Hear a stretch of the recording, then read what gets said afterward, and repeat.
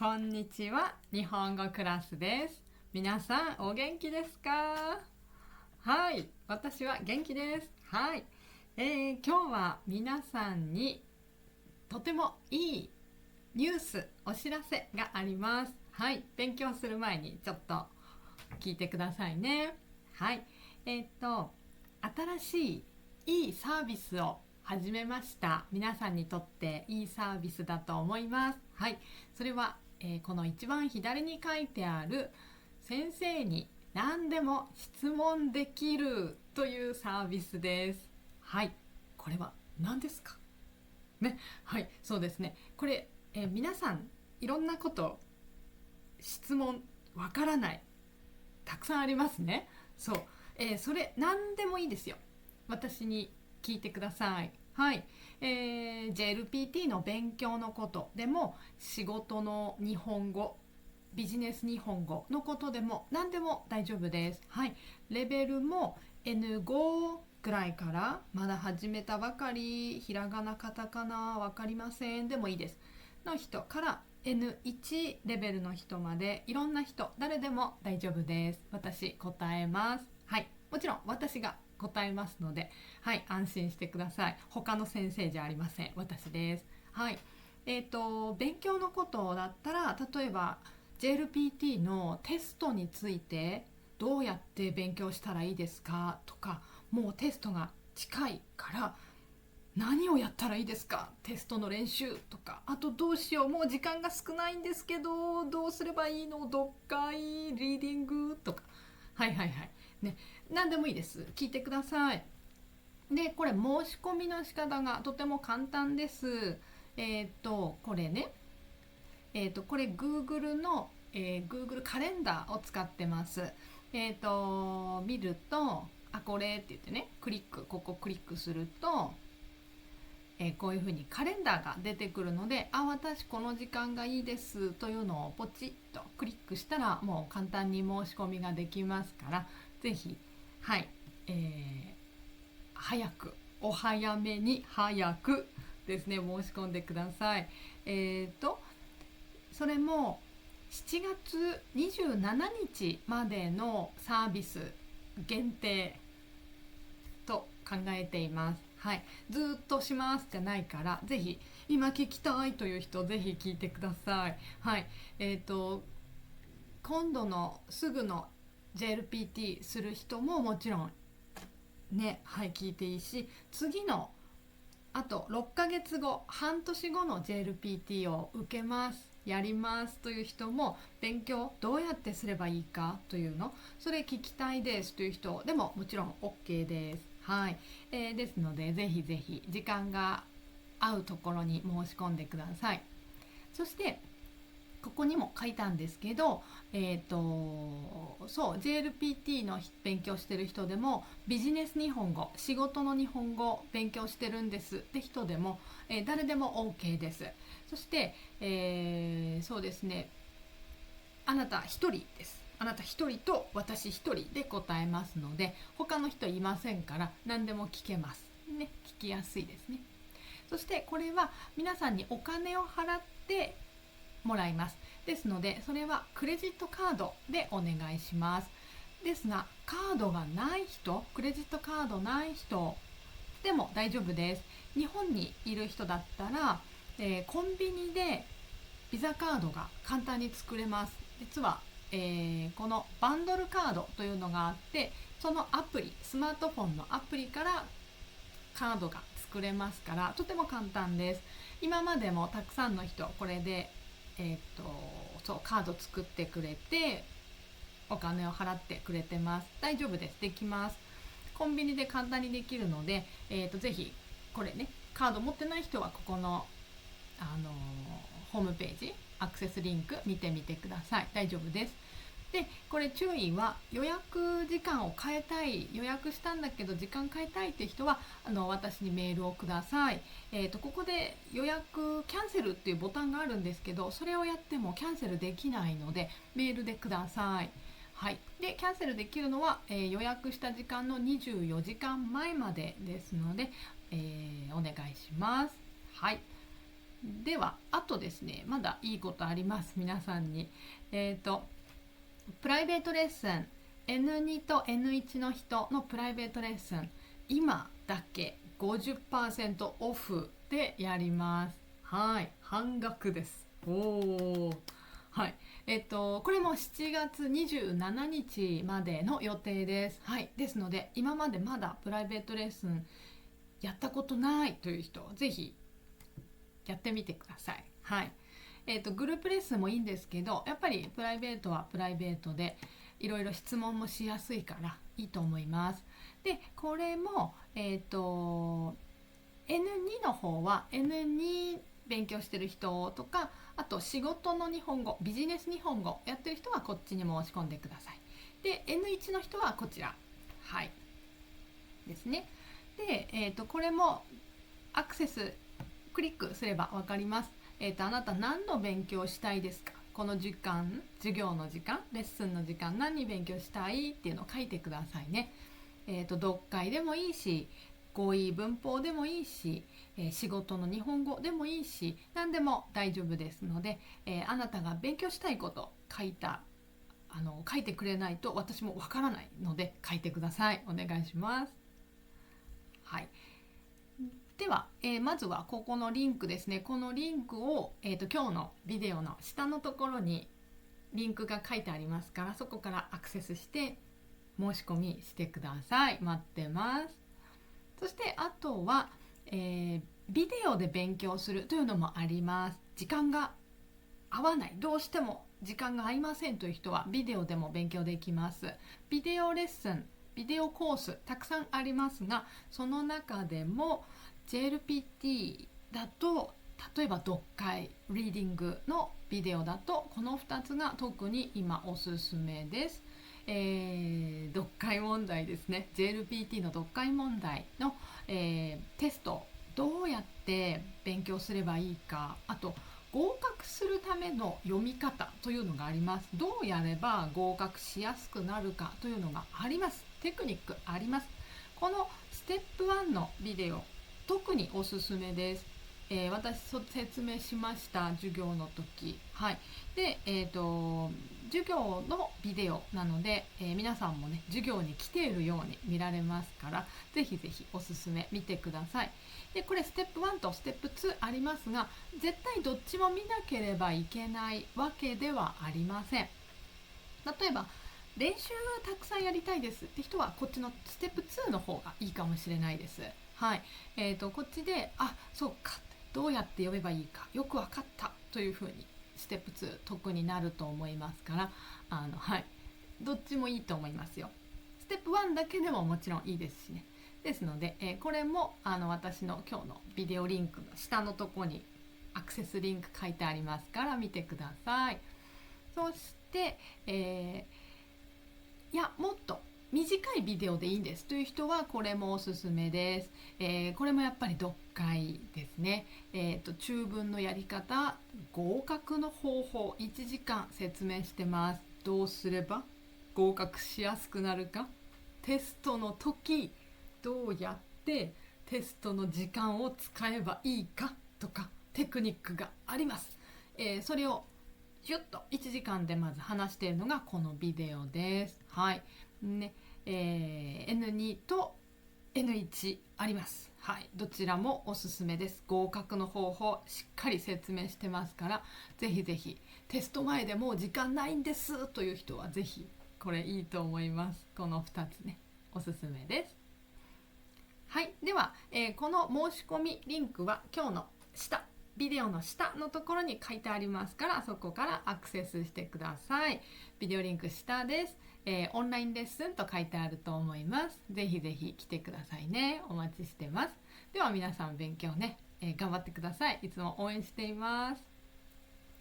はい、いつもありがとうございます。では続けて勉強しましょう。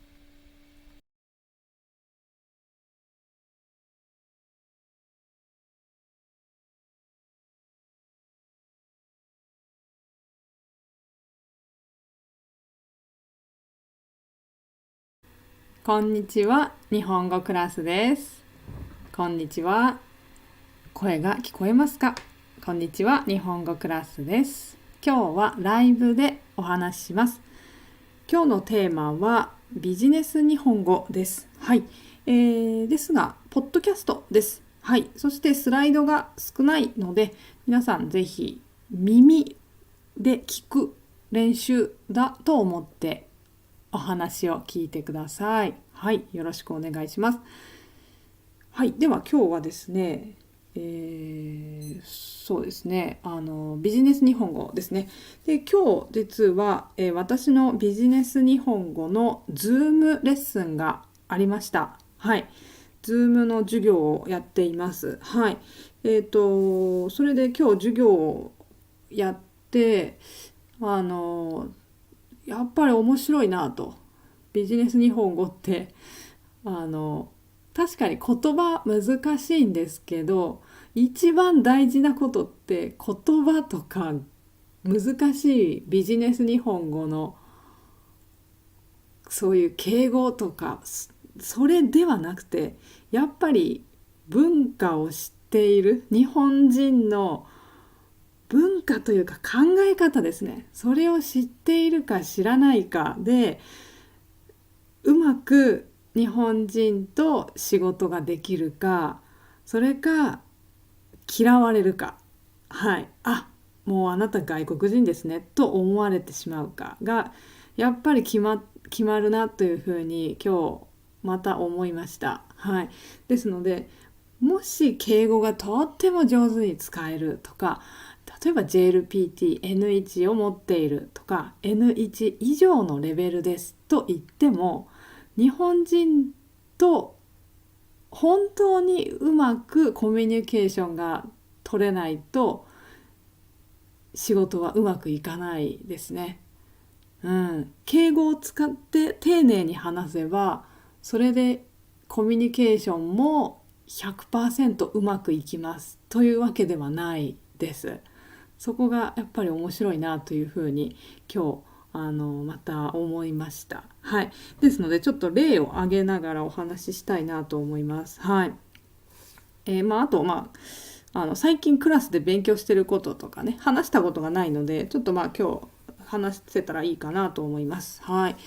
で、ちょっと今写真を見ていただきたいんですが、これを見ると女の人がね、熱を測っていますよね。多分熱があるということですよね。そうそう。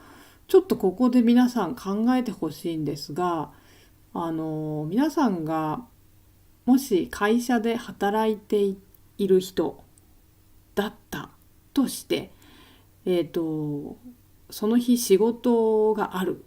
でも朝起きたら熱があった。はい。体調が良くない。体の調子が良くないという時に、もうちょっと仕事に今日は行かれないと、もう自分で思っている時、どうしますか？どうしますかっていうかね。そう。でももう会社休みたいんですね。そう。で、ここで大事なのは、電話をかけるということは大事です。はい。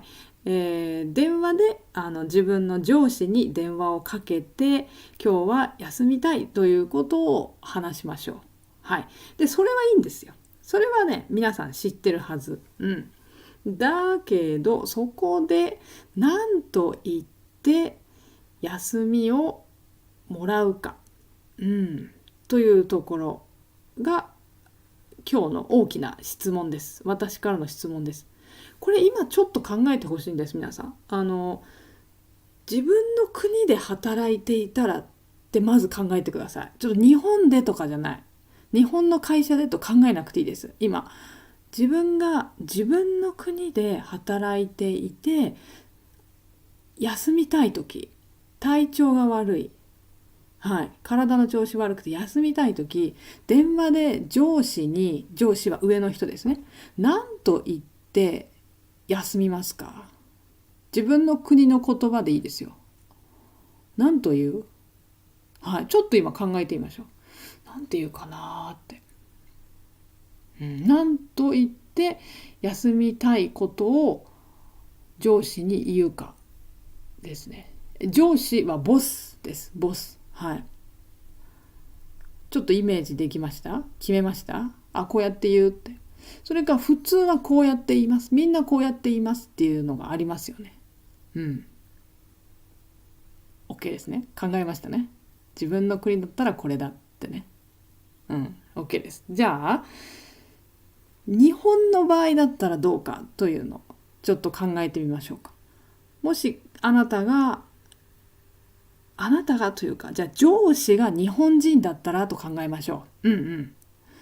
そうですね。もう上司が日本人だったら、その日本人の人はやっぱり日本の文化とか日本人としての考え方とか日本人らしいビジネススタイルで教育されてるはずです。はい。だから、日本人が相手だったら何と言うかっていうのをちょっと今考えてみてください。どうです？休みたいんですね。うん。それって今考えたこと言い方は自分の国の言い方と同じですか？自分の国の同じ国の人、まあ自分の国でいいですね。いろんな国の人いるかもしれないから自分の国だったらこれがよくあるっていう言い方と相手が日本人、または日本らしい会社と思ってもいいですね。その方がいいかな。日本らしい、日本らしい文化が残っている会社に働いている時に何というかはどうですか？その2つの言い方は同じですか？うん、ちょっと今いいですよ、考えて。で、同じだっていう人もいると思うし、いや違います、それぞれ別の言い方をしますっていう人もいると思うんですね。うん、そうそう。で、じゃあちょっと紹介しましょう。もし日本のスタイルの会社だった場合、何というかというのですね。会社を休みたい。はい。体調が悪い。熱がある。はい。そういう時ですね。風邪をひいたとか、そういう時ですね。はい。例えば、日本のビジネスの本に書いてある。そしてインターネットで調べてもよく書いてある言い方は例えばこれですね。日本人はこうやって日本人はこうやってとか上司が日本人または日本スタイルの相手だったらこうやって言った方がいいっていうのがあるんですね。いきます。申し訳ございません。熱があるので本日はお休みをいただけませんでしょうかという。それか本日は休んでもいいですかとか本日は休ませていただけませんでしょうかという。はい。これがよくある言い方なんですね。休ませていただけませんでしょうかというの。敬語ですね。難しいんだけど、これ簡単に言ったら、休んでもいいですかの言い方ですね。何々してもいいですか。うん。例えば、そうですね。ここに何か飲み物があって、それを飲んでもいいか、飲んではいけないかというのを聞くとき、すみません、今喉が渇いてるんですけど、それを飲んでもいいですかって言ったら、飲んでいいですよって言われたら飲むし、ダメですよ、それは別の人のです、あなたのじゃありませんと言われたら飲むことできないですね。だから、何々してもいいですかっていう聞き方、休んでもいいですかとか、休ませていただけませんかというのは、意味はこれはいいかダメかを聞いてる言い方ですね。でもよく考えるともう熱があるとか、もう体の調子が悪い、だから休んでいいですかって言って、いや休んではダメですと言われたら困るんですね。そうっていやちょっとダメだよ、今日は休んではダメだよと言われると、いやちょっとそんなと思うし、だったら最初から休みますって言いたいですよね。すいません、今日は熱があるのでお休みしますって言いたいですよね。そしたら、あ、そうですか、休むんですね、わかりましたと上司が言うかもしれないです。でも日本の場合はそれはあまり良くないと考えられています。はい。ただこれ絶対そうです、100% そうですではないんですけど、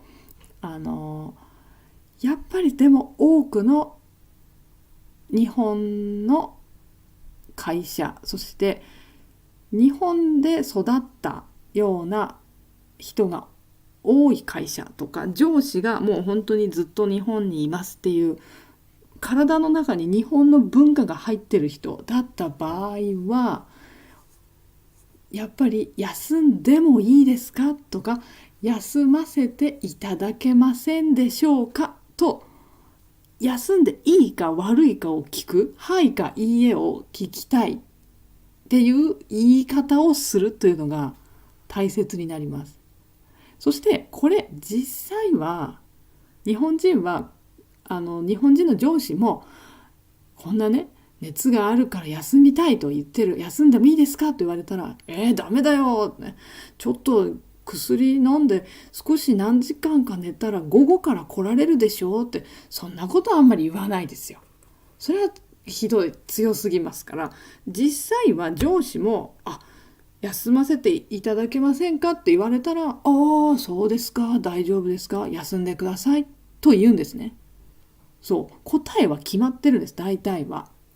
そんないつも休んでなかったら、そうですか、休んでくださいと、はい、いいですよと答えてくれるのに、日本人は最初から休みますとは言わないで、休んでもいいですか、何々してもいいですかっていう言い方をして休みをもらうんですね。でこれが今日も授業でクラスの皆さんとお話ししてて、やっぱり面白くて、自分の国では1日休むぐらいだったら、今日は熱があるのでお休みしますって言いますっていう、私の国ではそれでいいですっていうふうに話してくださった方もいらっしゃって、やっぱりそうだよなと思って、なのに日本だって休みますって言ってもいいじゃないって私は思うんですけど、だってもうあなたいや来てくださいって言わないし、一日休むぐらいだし、他の人に今日休むからちょっと私の仕事をお願いすればいいし、いつも休んでるわけではないしっていうね、あるんですけど、これはですね、やっぱりですね、こういうところが日本の文化というか日本人の考え方が出ている部分だなと思うんですね。やっぱり上司の人は今日休みますと部下から下の人から言われると、すごく自分のことしか考えていないなこの人、自分勝手って言うんですけど、自分のことしか考えてないなって思ったり、どうしてあなたが休みますってあなたが決められるんですかって思ったりするらしいんですね。そして私も自分で今まで休みたい時は何々してもいいですか、今日は体調が良くないのでお休みしたいんですがよろしいですかとか、よろしいでしょうか、やっぱりいいですかっていう言い方をするんですね、私も。でそれじゃなくて今日は休みます、よろしくお願いしますなんていうことは一回も言ったことがないです。私もやっぱりその言い方をしたら失礼だって思うんですね。だからでも国によってはいや休みますでいい、そんな風に休んでもいいですか、はいですか、 OK ですか、ダメですかって聞かないでください、変ですって思う国もあるから、やっぱりねこれはもし知らなかったらもし国で休みますっていう文化の国の人は日本の会社でも今日は私は休みますって言うと思うんですね。知らなかったら今日は体調が悪いから休みます、だって体調が悪い、頭が痛いとか熱があるとかちゃんと理由があるから、だからいいでしょって思って休みますって思ってそのまま電話で話してしまうと、ここで日本人の上司とミスコミュニケーションが起きる。ミスコミュニケーションっていうのはコミュニケーションでちょっと問題が起きるっていうことですね。そうなのでとても小さな問題に見えるんですが、これは日本人にとってはやっぱり休むっていうことはあまりいいことではないっていうイメージが昔は特に強いんですね。最近は少しその考え方良くない、もっと休んでもいいじゃないか日本人だってっていうイメージあるんですけど、でもどうしてもそれはまだまだ最近そういうふうに言われているだけで、ベーシックには基本的には休むというのはあまり良くないっていうふうに考えられてしまってるんですね。それがいいか悪いかはまた別のテーマなんですけど、だから外国の人が休むっていう時にいいです休みますっていうのはちょっと日本人にはインパクトが強すぎる。ちょっとびっくりしてしまいます。これ私がもし上司で下の人から今日は休みますと、調子が悪いから休みます、すみません休みますと言われたら、もしすみませんと言われても休みますって言われたらちょっと一回相談してほしかったな、ちょっと休みたいんですけど本当にいいですかってやっぱり聞いてほしいなってやっぱり私も思うんですね。だから私もやっぱり本当に日本の文化が体の中に入ってるなっていうふうに感じるんですけど、だからねこういう日本語としては簡単ですよね。どっちを休んでもいいですかもう N4 とかで出てくる文法だし、休みますだってもう N4 とかまたは N5 とかでももう出てきますよね。私は今日仕事を休みます、体の調子が悪いですからって言えますね。だけどそのままその言い方をすると日本人はちょっと嫌な気持ちがしてしまう。人によってはとても嫌な気持ちがします。なんだこの外国人は、君の会社じゃないんだよ、なんで君が休むとか休まないとか決められるんですか、あなたが社長だったらあなたは決められるけどで、やっぱり何も外国の人の文化、どんな文化を持ってるかとかそういうことを全然知らないとすごく気分が悪くなる、っていうことなんですね。だから友達だったらね、これ友達で別に何も仕事とかお金とか関係してないことだったらそんなに注意しなくていいと思うんですが、やっぱり会社となるとすごくこういうことというのは重要になります。大切になりますね。今日休みますって言ってしまった後、すごくその外国の人にはっきり言うとあまり良くないイメージを持ってしまう、悪いイメージを持ってしまう日本人っていうのは少なくないはずなんですね。日本のこと何も分かってないなとか、日本のことっていうかなんかねそこまで分かんないかな、きっとその日本人も失礼な人だなって思われるかな。だから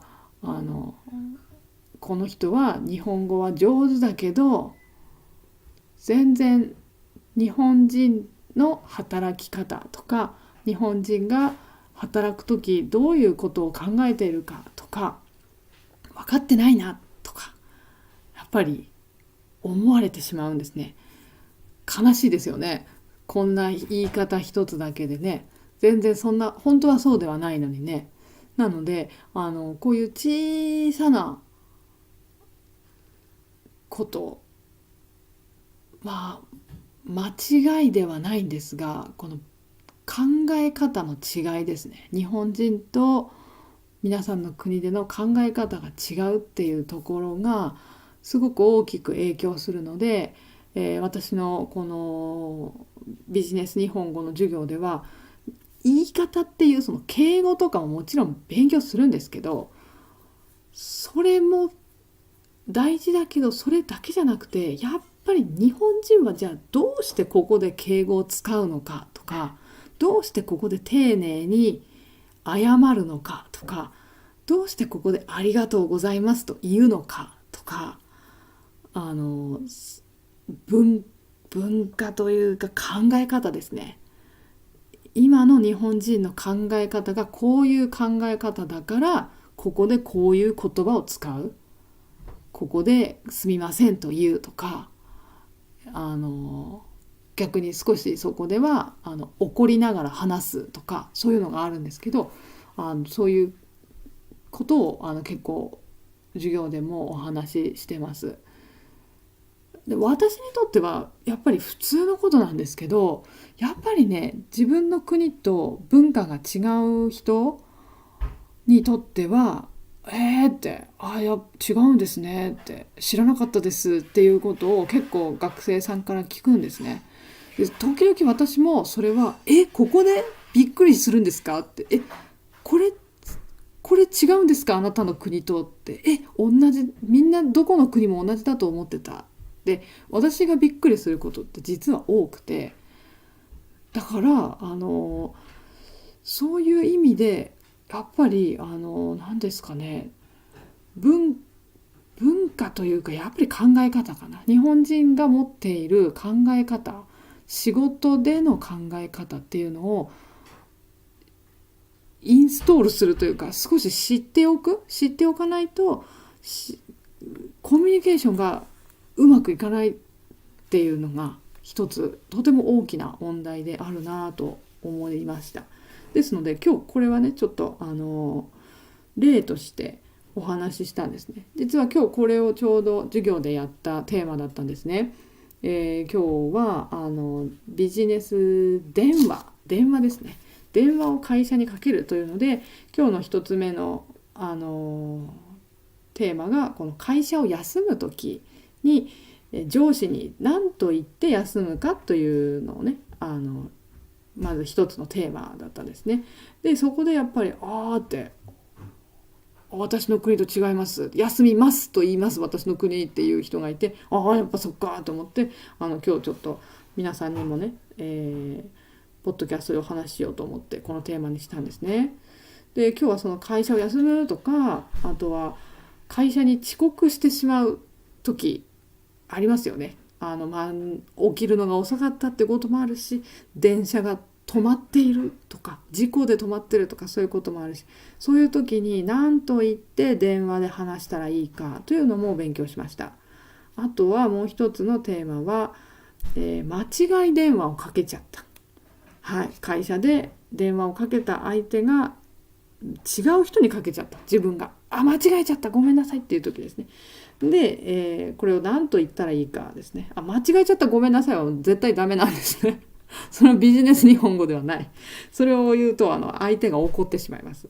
とても失礼な言い方なので、そういうのね何と言えばいいかという言い方をね一緒に皆さんと勉強したんですね。そうそう、今日はこの3つをねやったところだったんですが、ちなみにですね次ビジネス日本語をするのが、来月なんですね。8月にするんですけど、8月する時の、ですね、テーマが携帯電話にかける時、会社からこの写真みたいに、自分は会社にいるんだけど相手の人の携帯電話にかける、もちろんビジネスの相手ですね。ビジネスの相手の携帯電話にかけるときに、これ注意が必要なんですね。相手が会社にいて電話をかけるときと相手の携帯電話にかけるとき、もちろん会社の携帯電話ですね。会社でもらっている携帯電話とかにかけるときに気をつけることっていうのが実はたくさんあって、これをね来月8月やりますね。携帯電話にかけるとか、そうですね、注意することと、特に例えばやっぱり携帯に電話をかけるってことは何か急いでますよね。何か困ったことが自分にあって早く話さなければいけないっていう時ありますね。ちょっと待っていられない、今会社にいないんですって聞いて、ちょっとダメだ、すぐ連絡取りたいっていう時、どうやって話せばいいかっていうね、これもやっぱり気をつけないと相手に失礼な言い方になってしまいやすいですね。だからね、自分は急いでる、でも相手は外にいる、会社にいないんですね。外に行っていてどうして今電話してきたんですかってやっぱ思いますよね。でも私はちょっと本当にごめんなさい、急いでるんですっていうのをうまく伝えるのはどうやってやればいいんだっていうね、私急いでますなんて言うのは絶対にダメですから、はい、そういう言い方とかねを勉強するんですね。であとは上司の携帯電話にかける時っていうのも来月できたらなと思ってます。そうやっぱ上司にもなんで上司もねえ、なんで携帯にかけるの、やっぱり急いでる時ですよね。自分がね何かを確認したいから上司に電話しなきゃみたいな。だけどその時もやっぱり丁寧に話をしないと怒られます。なんで電話してきたのって、ちょっと私今外にいるんだよってね言われちゃうから。そんなことをやる予定ですね、来月はね。あとは他もねいろいろあって、電話中自分が電話していたら他の人から電話がかかってきてちょっとそっちの電話に出なければいけない時とかね、そういうのもありますね。はい、何と言えばいいんだろうってね。とかそうですね、もし自分が会社で電話を出た時に間違いの電話を自分が取ってしまった。佐藤さんですかって相手が言うから、いやいや違います、この会社違う会社ですっていうのを何と言って話したらいいかとかね、そういうのもやろうと思ってるんですね。だから結構いろんな細かいテーマをいろんなテーマをですねこれからもやろうと思ってます。今までももういろいろやってきているんですが、ただ学生さんはやっぱり一番この一つのテーマについて実際に練習をするんですね。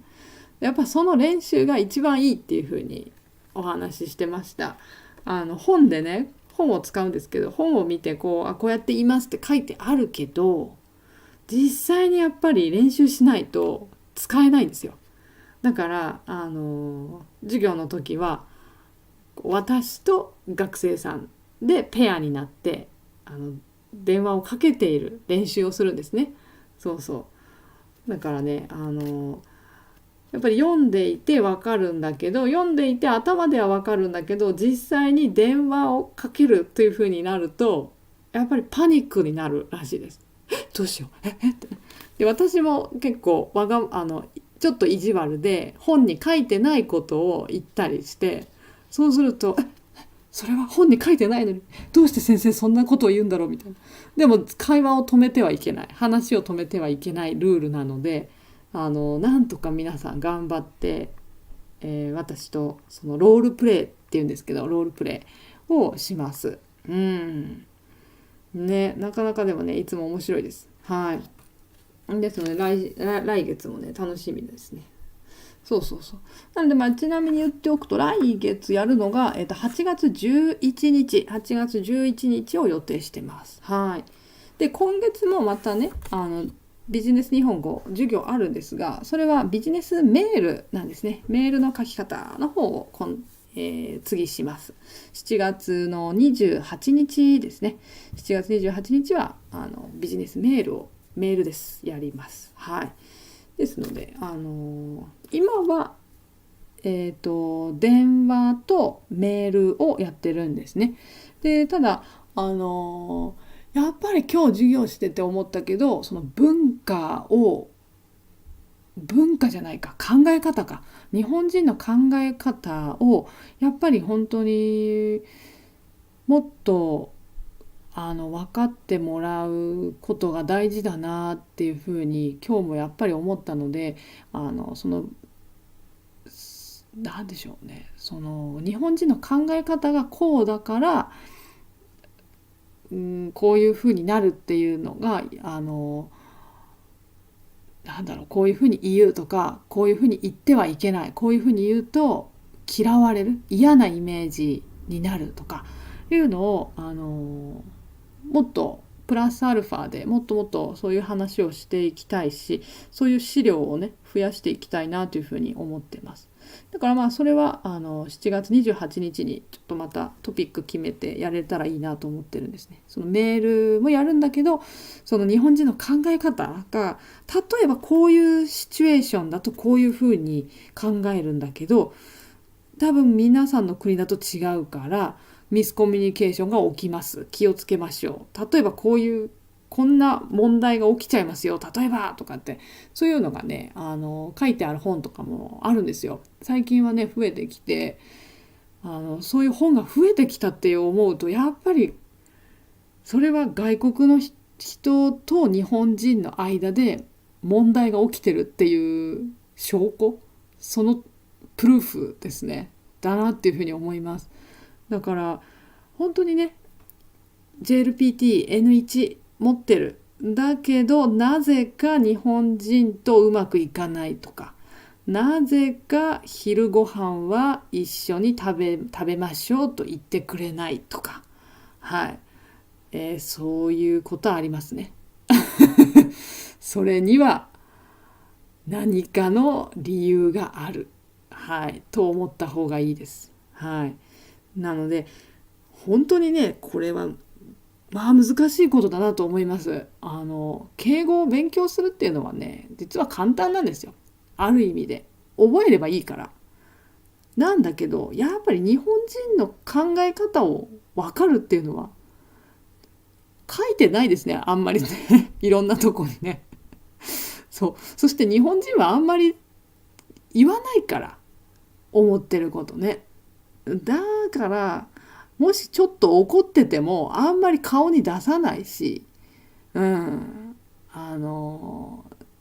っとそれはあなた失礼ですよとかってほとんど言わないですね、日本人はね。もう見なかったことにするっていうもうはいはいはい、外国人だからねって思って、もういいやこの外国人もうダメだって心の中で思っているっていう場合もあるんですね、やっぱりね。だから悲しいですね、それはね。だからそういう文化でもあるかもしれない、文化かもしれない。あとやっぱ本当考え方ですかね。そういうのをね、授業ではやっぱり大事にして伝えていきたいなというふうに今日授業をやっていて思いました、私。ね、ですので皆さんもね、ぜひもしよかったら来てほしいなと思うし、これは本当ビジネス日本語の授業なんだけど、本当になんか来てもらうとすごい日本人ってなんだろうっていうことが結構ね見えてくると思うから、別に日本語使ってないんだけどって人、日本語は仕事で使わないんですけど、でも考え方、日本人の考え方に興味があります、なんかちょっと知りたいですっていう人もうぜひぜひ来てほしいなと思ってます。で授業は別に続いてますけど、1回だけ来てみるとかでも全然 OK なので、何ですかね、時々いらっしゃいます。ただ本当ね、大体皆さんも長く続けていらっしゃるんですけど、時々1回だけ来てみるとかでもいいんじゃないかなと思います。で、毎回違うテーマのことを勉強しているので、1回来てみるだけでもなんか面白いかもな、ちょっと趣味みたいな、イメージで来てみるっていうのも面白いんじゃないって私は最近思ってます。前はね、結構なんだろうな、続けてきてくれないと今週はこれしか進まないとか、ちょっとそういうことがあったので、できれば続けてきてほしかったんですけど、今は結構ね、毎回テーマが決まって一回一回で終わるのでいいかもしれない。ちょっと長く続けるのは忙しいとかね、そういう人もいると思うので、なんで一回ちょっと来てみて、クラスできっともうすぐ皆さん友達ができると思いますので、それも面白いんじゃないかなと思います。やっぱ一人で勉強してても面白くないですね。面白くないというか、やっぱ人と一緒にやった方がやっぱりいろんな意見が聞けて結構楽しいと思います。ですね。そんな感じでした。ですので今日は会社を休む時っていうね、言い方、今日は休みたいですって言えばとっても簡単なんですけど、 N5 レベルの人でも言えるんだけど、いやそれだと問題が起きるよ、ミスコミュニケーションが起きちゃうよ、あなたは嫌われるかもしれないよっていうね、ことの紹介でした。これ一つの紹介でこういうことがいっぱいあります。だからそこが怖いですよね怖いし、そこをそういうところをクラスで、私の授業で見つけてほしい。こういう言い方した方がいいんだってね、見つけてほしいなって思います。日本人とうまくコミュニケーションを取る、皆さんが日本人に好かれるように、そして皆さんが好かれると仕事がやりやすいですね。会社で仕事しやすくなるから、だからそういうふうにしてほしいなっていうふうに思います。ではそんなお話でした。で、クラスのお話はビジネス日本語はこれですね。ビジネス日本語は、毎月2回やってまして、第2と第4の日曜日にやってます。日本時間の16時からやっています。そうですね。詳しくは私のオンラインレッスンのリンクを見てください。リンクは今チャットの一番上にあるし、後でメッセージのところにもこれのリンクを書いておきます。あとは Zoom レッスン他にもあって、会話の練習をしています。これは N3 ぐらいのレベルから入れますね。ですますを使わないで、友達とか恋人とか家族と話すときにどうやって話せばいいかというのを中心に勉強しています。だけどですます使った敬語ですね。敬語の言い方も練習します。ただこのですます使わないって結構難しいんですよね、実はね。面白いですね。でこっちは土曜日ねやってます。で朝です。日本時間の朝です。でもう一個はプライベートレッスン。これは皆さんの勉強したいこと何でもどうぞ。JLPT でもいいし、ビジネス日本語を勉強してる人もいますね。会話練習してもいいし、JLPT のリーディング読解を勉強してる人もいらっしゃいます。レベルも N5 から N1 レベルまで、どんな人でも大丈夫です。私が教えます。これはプライベートレッスンなので、皆さん一人と私一人です。で時間もまず皆さんがいい時間を教えてください。詳しくはこれホームページに書いてありますので、そっちを見てみてください。では、これですね。じゃあ後でここにもリンク出るようにしておこうと思います。じゃあ皆さん、今日は私がなんですか、ずっと話すっていうライブでしたが、はい、聞いてくださってありがとうございます。ですので、ぜひ皆さん一緒に勉強できたらいいなと思います。はい。メッセージくださった方ありがとうございます。またぜひ一緒に皆さん勉強しましょう。はい。では、皆さん楽しい明日を迎えてください。ありがとうございます。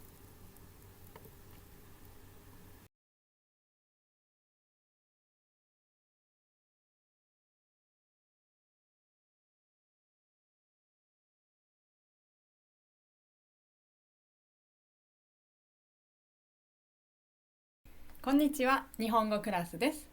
皆さん、アルバイトとか仕事の時、日本語を使っていますか？仕事の日本語、ビジネス日本語、大丈夫ですか？あなたのビジネス日本語は正しいですか？仕事の時では使ってない。でも将来使いたい。日本人と仕事をしたいからとか、日本の会社に入りたいから日本語を使いたいです。日本語を使って仕事をしたいです。でもどうやって話せばいいですかとか、メール、ビジネスのメール、どうやって書けばいいですか？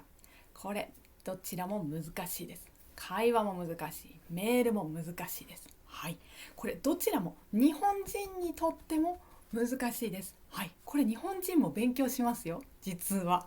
はい、難しいからです。はい、私、ズームレッスン、ズームを使ってレッスンをしています。そこでビジネス日本語を教えています。はい、今は毎週日曜日19時、夜の7時から1時間、学生さんと一緒にビジネス日本語を勉強しています。はい、ぜひ勉強したいなという人、来てください。はい、だいたいレベルは N3 合格した後ぐらいから、 N3 は大丈夫です、持ってますぐらいのレベルの人だったら大丈夫だと思います。はい、ぜひよかったら来てください。ということで今日は、YouTube でもうちょっと YouTube でもちょっとビジネス日本語を皆さんに教えようと思います。はい、今日初めてします、ビジネス日本語。はい、じゃあ今日の問題は一つの例です。じゃあやってみましょう。はい、これです。見えますね。はい、私も読みます。ちょっと待ってください。はい、じゃあ今日のこれが問題です。はい、行きましょう。取引先から、もうこれ難しいですね。はい、取引先はこれは自分の会社と相手の会社、一緒にビジネスをしている相手の会社のことを取引先と言います。はい、取引先から追加注文の電話がありました。電話です。ビジネスの電話、難しい。はい、もう友達と電話、日本人の友達と電話するのも簡単じゃないですよね。顔が見えませんから。何、怒ってる、笑ってる、わからない。でもビジネスです。ビジネスの電話、これはもっともっと難しいです。はい、これも私のズームレッスンで勉強しています。じゃあこれが一つの例です。いきますよ。今日取引先の人と私電話で話します。取引先の人が言います。すみませんが、先週発注した商品を50個追加で送っていただけますでしょうか？はい、はい、なんと言いますか？はい、もうここが全然わかりませんという人ね。はい、頑張りましょう。はい、先週注文しましたの意味ですね。これ発注とビジネスで言う言い方です。50個もっと送ってくださいと言っています。送っていただけますでしょうか？いただけますかじゃなくて、いただけますでしょうか？とても綺麗な日本語です。ビジネスでは綺麗な日本語を使います。はい、これですね。じゃあ、はい、ここで、はい、ここ、はい、OK ですの意味が欲しいです。はい、OK です。でも、もちろん、はい、OK です。ビジネスで絶対にダメです。ダメです。はい、じゃあ何と言いますか？答え、この中に一つだけあります。読みます。いきます。かしこまります。かしこまります。承知いたしました。承知いたしました。承知です。承知です。了解しました。了解しました。はい、どれがいいと思いますか？はい、聞いたことがある日本語、中に入ってると思います。はい、一番いい答えはこの中でこれです。承知いたしました。承知いたしましたが答えです。これです。承知いたしました。承知いたしましたは承知するという動詞です。意味は分かりましたの意味です。いたしますは謙譲語ですね。謙譲語。承知する、するじゃなくて、するが謙譲語に変わります。いたしますになります。だから承知いたします。これで一つの言葉。わかりました。はい、わかりました。はい、OK ですの意味です。これね。はい、わかりました。じゃあ、ちょっとこっち行きます。かしこまります。これちょっとだけ日本語違いますね。かしこまりますじゃなくて、かしこまりましたですね。かしこまりました。はい、聞いたことがありますね。これね。はい、かしこまりました。かしこまりました。かしこまりました。ちょっと日本語、言いにくいですね。難しい。かしこまりました。はい、これだったら OK です。これだったら100点。でも、かしこまります。違います。日本語にありません。私が作りました。ないです。はい。かしこまりましたか、承知いたしました。どっちでもいいですよ。答え。これはダメですよ。これはないですよ。じゃあ、これ言いましょう。上司とか取引先、ビジネスをしている相手の会社の人です。その人には丁寧に話しましょう。きれいな日本語で話さなければいけません。それ一番きれいなのがかしこまりました。次が承知いたしました。承知しました。これですね。上が一番丁寧です。はい。ここ先輩でもいいですよ。会社の先輩でもいいです。これ使いましょうね。はい、そしてこれ同僚に。同僚は何ですか？同僚は一緒に働いている自分と同じレベルの人。先輩じゃないです。上司じゃないです。自分と同じ社員の人、レベルが同じ人。はい。この人に何と言いますか？この時もはい OK ですじゃダメです。わかりました言いましょう。はい。これ使ってください。はい OK。友達に言います。はい。ビジネスは友達じゃないです。違いますね。これ大事ですよ。ぜひ皆さん覚えて使いましょう。では、ここまで説明しました。 OK ですね。これかこれ。じゃああとの2つでも見たことあるという人いるかもしれませんね。承知です。これは言葉の意味が分かりましたの意味じゃないです。はい、いきます。承知です。読み方ですね。承知です。これは何々を承知ですと言ったら、何かをもう分かっています。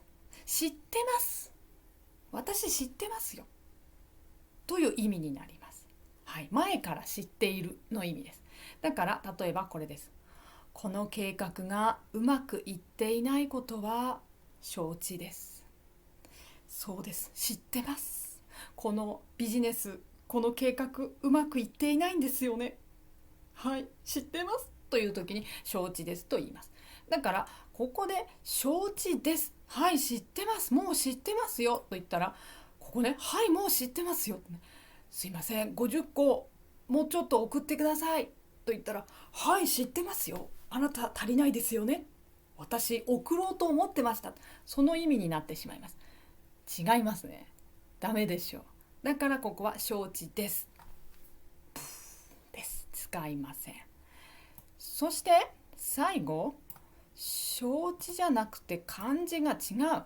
了解しました。了解しました。これ日本にいる人よく聞いたことがあるかもしれません。はい、これ了解するという言葉ですね。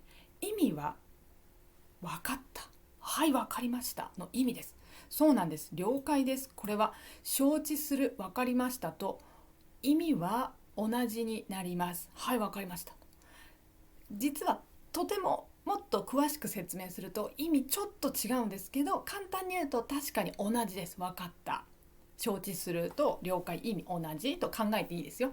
ですが気をつけてください。これ日本人もたくさんの日本人間違えています。これですね、上の人に使う、自分の会社の上の人、上司とか、または外の、取引先です。ビジネスをしている相手の人に使ったり、自分のお客様、私ホテルで働いています。ホテルのお客様に使います。お客様に、はい、承知しました。やめてください。使わないでください。はい。これ日本人でも使っている人が多いです。実は。ですが、これは実は丁寧ではないと言われています。はい。使わないでください。はい。簡単に言うと間違えた使い方です。はい。理由はありますが、今細かく言わないです。だけど、例えば承知いたしました、承知しました、承知じゃないですね、了解です、失礼しました、了解いたしました、了解しました、了解です。これ全部使わないでください。上の人に使わないでください。はい。そしてこれ使ってるとつい慣れてしまって習慣で使ってしまいます。会社でも例えば同僚にも言ってしまうとか、同僚にさっきね、同じレベルの同僚に言う時も使ってしまうかもしれない。同僚に言うのはまだそんなに変ではないんですが、同僚にも言うとやっぱり口が覚えてしまいます。頭が覚えてしまうから使わない方がいいです。分かりました、使いましょう。もうこれは忘れてください。これ、頭からさようならしてください。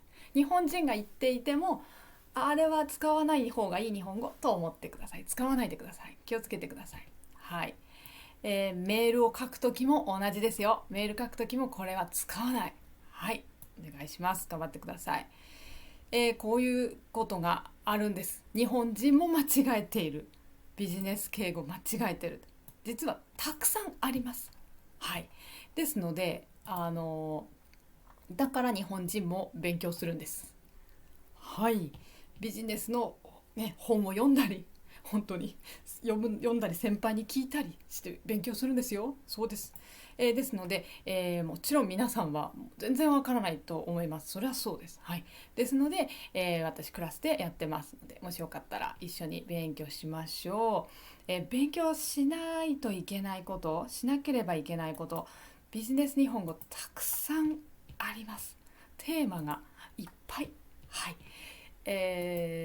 会話もそうだし、メールの書き方もそうですし、いっぱいルールがあるから、この時はこれ使う、この時はこれはダメ、同じ使い方ダメですとかあります。はい、またはこの人に使っていいけどこの人には使ってはいけませんとかあります。はい、これは綺麗な日本語使いすぎです。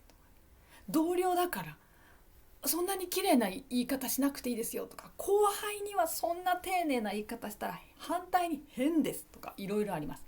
はい、ですので、勉強することいっぱいあるんですね。はい。ですので私もすでにクラスの人と毎週勉強してますので、もしよかったら勉強しましょう。クラスの人ですね、私最初心配だったんです。これ勉強難しいからな、レベル高いから大丈夫かなと思ったんですが、今一緒に勉強してる方みんな本当にとっても頑張ってます。もう毎週ちゃんと勉強してきますね。準備してくる。今日は新しいことこれね、もう予習してきたから大丈夫とかね、そうなんです。いろいろ私も宿題出しますので、ちゃんと皆さん勉強して一生懸命勉強しますよ。毎週ちょっとずつ本当に皆さんレベルがアップしてます。すごい。はい。ですので私も授業しててとても楽しいです。とっても楽しい。本当に。はい。会話の練習、そして、会話ロールプレイもします。じゃあ実際練習してみましょうね。私と練習する時もあるし、こういう時こうやって言いますね。じゃあちょっと話しますよ。はい、いきます。321、はいって話してみる。やってます。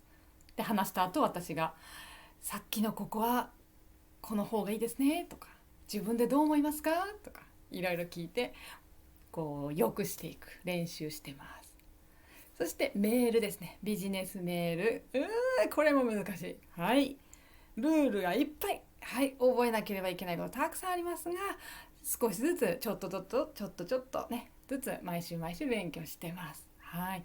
ぜひぜひよかったら来てください。毎週日曜日19時、日本時間19時からやってます。はい。そして私こういったズームレッスンとかビデオレッスンもやってます。ズーム時間が合わないですっていう人もいますからね。例えばリーディング N2 のリーディングとか N1 のリーディング、これ JLPT に合格するためです。はい。これ全部、Zoom のレッスンをしています。はい。そしてこの2つはビデオのレッスンもあります。